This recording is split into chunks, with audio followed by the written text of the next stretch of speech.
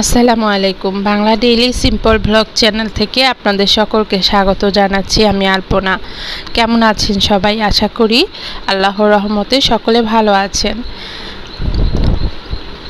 আজকের ভিডিওটি শুধু আজকেরই ভিডিও, এটা অন্য কোনো দিনের ভিডিও নয়, যে আজকে সকালেই করা হয়েছে।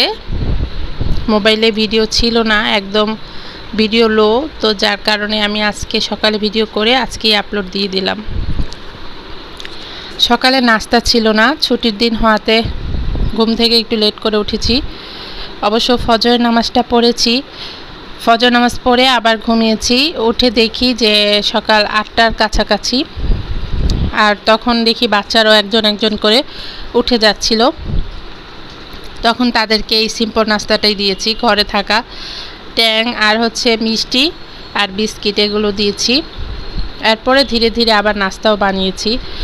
এখন আবার বিছনাগুলো ঝাড়া দিয়ে নিচ্ছি। যেদিন স্কুল থাকে সেদিনের বিষয়টা আলাদা, আর যেদিন স্কুল না থাকবে, বন্ধ থাকবে, সেদিনের বিষয়টা একটু আলাদা। সেদিনের রুটিনটাও একটু অন্যরকম থাকে।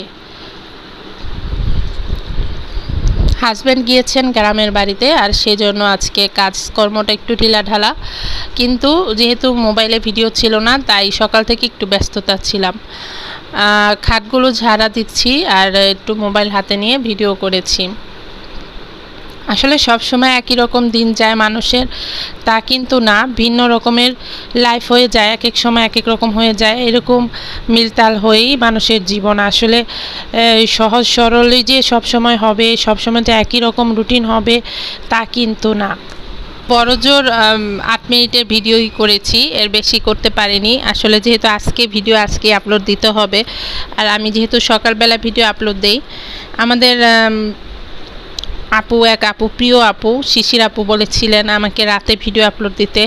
আপু, আমি রাতে ভিডিও আপলোড দিতে পারবো না, কারণ আমার বাচ্চাগুলো ছোট, ওদের পড়াতে হয়, আর রাতে ভিডিও দিলে মোবাইলটাও হাতে রাখতে হয়, আর তখন বাচ্চারা পড়তে চায় না। বলে, আম্মু তোমার হাতেই তো মোবাইল, তাহলে আমাদের হাতে মোবাইল দাও না কেন, এরকম আর কি। যাই হোক, নিজে একটু ভালো হলে বাচ্চারাও হয়তো সেই সময় ভালো কাজই করবে। তো সেই ক্ষেত্রে আমি বাচ্চাদেরকে পড়াশোনার সময় আমার হাতে মোবাইল রাখতে পারি না, যেহেতু বাচ্চারা বড় হচ্ছে দিনকে দিন, ওরা অনেক কিছু বুঝতে শিখেছে। তো এই যে আমার যে তেলের বোতলটা দেখছেন, এই তেলের বোতলের এই জায়গাটাতেই সমস্যা। এই সমস্যাটার সমাধান করতেই বসেছি। তো এটা মনে মনে ভাবছি যে করব আর করা হয় না। পরে চিন্তা করলাম যে যেহেতু ভিডিও এটা যেহেতু ঠিক করব, আর ভিডিওতেও একটু দেখাই। তো এই যে গ্লুগানটা দেখছেন, এটা আমার জন্য অনেক উপকারী একটি গ্লুগান। যে কোনো সময় যে কোনো কাজে এটা লেগে যায়, তাই গ্লু কিনে রাখতে হয় আমাকেই। এগুলো অবশ্য আপনার ভাইয়া করে না, আবার সে বুঝেও না, যার কারণে আমি নিজেই কিনে আনি। সকালবেলা নাস্তা বানাবো, তাড়াহুড়া করে কি নাস্তা বানাবো মাথায় খেলছিল না। পরবর্তীতে চিন্তা ভাবনা করে দেখলাম যে একদম সহজ একটা নাস্তা আছে, সেটা হচ্ছে চাপটি রুটি। তো চাপটি রুটিটা আমি কিভাবে বানাই সেটা আপনাদের সাথে একটু শেয়ার করব। এর জন্য আমাকে একটি ননস্টিক প্যান লাগবে। ননস্টিক প্যান চুলায় অবশ্য বসিয়ে গরম করছি, আর এদিকে পাশে চাপটি রুটি বানানোর ব্যবস্থা করছি। ময়দা নিয়ে নিয়েছি, ময়দার সাথে লবণ আর পানি মিশিয়ে নেব। এর আগে আমি বিছানা ঝাড়টা মাটা দিচ্ছিলাম। এরপরে এই কাজটা করার মাঝেও আমার অনেকগুলো বিছানা অগোছালো রয়ে গিয়েছিল, সেগুলো গোছানো করেছি। এই চাপটি রুটি একটা চুলায় দেওয়ার পরে আবার অন্য বিছানা ঠিক করেছি। এভাবে কিন্তু কাজগুলোকে গুছিয়ে নিয়েছি। আর যখন আমি ঘড়ির দিকে তাকালাম, তখনই দেখলাম যে ঘড়িতে 10টা বেজে যাচ্ছে। আর তখনই আমার মাথায় হুঁশ আসলো যে আসলে ভিডিও আর এখন করার দিকে টাইম দেওয়ার প্রয়োজন নেই, আমি ভিডিও এডিটিংয়ের দিকে টাইম দিই। তখনই আমি আর ভিডিও করলাম না, সাথে সাথে ভিডিও এডিটিংয়ে বসে গেলাম। তো এই যে চাপটি রুটিটা দেখছেন, চাপটি রুটিটা হচ্ছে এত সহজ রুটি, যেটা মনে করেন খুব সহজেই করা যায়। আর বাসায় গরুর মাংস, মুরগির মাংস যাই থাকুক রান্না করা, সেটা দিয়েই খাওয়া যায়। এই জিনিসটা আমার কাছে খুব ভালো লাগে। সহজ সাপটা নাস্তা আসলে অনেক সময় আমরা করি, যখনই ব্যস্ততা হয় তখনই কিন্তু সবার বাসায় একটু করি। তো ওর বাবা যেহেতু বাসায় নেই, তাই ভাত রান্নার দিকে নজর না দিয়ে আমি এই চাপটি রুটির দিকেই নজর দিলাম। সকালে যেহেতু ওরা হালকা নাস্তা করেছে, তাই ভাবলাম যে এখনও আরেকটু হালকা নাস্তা করাই, তাহলে দুইটা মিলে মোটামুটি চলবে আর কি দুপুর পর্যন্ত। এরপর ভিডিও এডিটিং করে আবার না হলে রান্নাবান্না করব দুপুরের জন্য। আজকে আবার হাজব্যান্ড চলে আসবেন, তো তার জন্য সেরকমভাবে রান্না করতে হবে, সবজি টবজি যেগুলো উনি পছন্দ করেন। তো আজকে মোটামুটি চিন্তা করে রেখেছি, অনেক কাজ আছে আমার ঘরে, এতদিনে জমিয়ে রাখা কাজগুলো করব।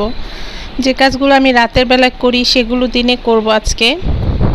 আসলে রাতের বেলা করি বলে শরীরের 12টাই বাজিয়ে দিয়েছি আমি। ঘুম ঠিক মতো না আসলে শরীরে কিন্তু প্রচণ্ড ক্ষতি হয়। আর যখন আনন্দের বসে খুশির বসে ঘরের কাজগুলো রাতের বেলা করি, এরপরের দিনের ঘুম তো সমস্যা হয়, মাথা ব্যথা, ঝিনঝিন, তারপরে আবার ব্রেনের সমস্যা, বিভিন্ন রকমের সমস্যা দেখা দেয়। এর পরবর্তীতে যা হয় শারীরিক বিভিন্ন সমস্যা দেখা দেয়। তো যার কারণে আমি এখন চিন্তা করেছি রাতে আর বেশি ঘুম নষ্ট করব না, যা দিনে কাজ করার সব দিনেই করে ফেলবো, যত কষ্টই হোক দিনে কাজ করে ফেলবো। এই যে চাপটি পিঠাটা দেখছেন কত সহজে করে ফেললাম।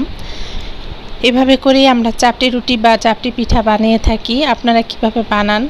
আমি তো ননস্টিক ফ্রাই প্যানে বানাই, সহজে উঠে যায়, তেল লাগে না। আর হচ্ছে এই যে দেখছেন, এটা আমার হাতে করা কাজ। এটা আমার পুরানো বিছানার চাদরে আমি নীল কালার করেছি। এই বিছানার মধ্যে বিভিন্ন রকমের ছোপ কালার হয়ে গিয়েছিল। এটার কালার ছিল একটা সবুজ টাইপের কালার, এটাকে নীল কালার করেছি। আগের চেয়ে তো মাশাআল্লাহ বেটারই লাগছে আমার কাছে। আমি মনে করি যে নতুন বিছানার চাদর তো অনেকেই বিছায়, তারপর পুরানোর মধ্যেও কিন্তু কালার করলে অনেক সুন্দর লাগে, তাই না? নিজের হাতে কাজ, তাও আবার বিছানার চাদরটা কিন্তু দেখতে অনেক ভালো লাগে। তো আজকে আমি একটু মনের কথা, কষ্টের কথা শেয়ার করি। আমি কিছুদিন আগে মরিচ গাছগুলোতে কিছু ওষুধ প্রয়োগ করি, তো সেই ওষুধের বিক্রিয়ায় আমার মরিচ গাছের 12টা বেজেছে। দেখেন আসলে কী জন্য যে এই কাজটা করেছি আমি নিজেও জানি না, আমার খুবই কষ্ট লাগছে। আমার মরিচ গাছটা অনেক বাড়ন্ত ছিল মাশাআল্লাহ। এরপরে সকালের এই যে নাস্তাগুলো রেডি করছিলাম আর টেবিলটা মুছে নিয়েছি, এই ফাঁকে ডাইনিং টেবিল, ফ্রিজের কর্নার সব মুছে গুছিয়ে নিয়েছি। এরপর আবার বাচ্চাদের রুমটাও গুছিয়ে নিয়েছি, বিছানার চাদরটা ঠিকঠাক করে নিয়েছি, যদিও পুরোপুরি ঠিক হয়নি সব কিছু। এরপরে এই যে চাপড়ি রুটি দিয়ে ওদেরকে রেডি করেছি খাবারের জন্য। আমিও খাচ্ছি, আমিও খাবো।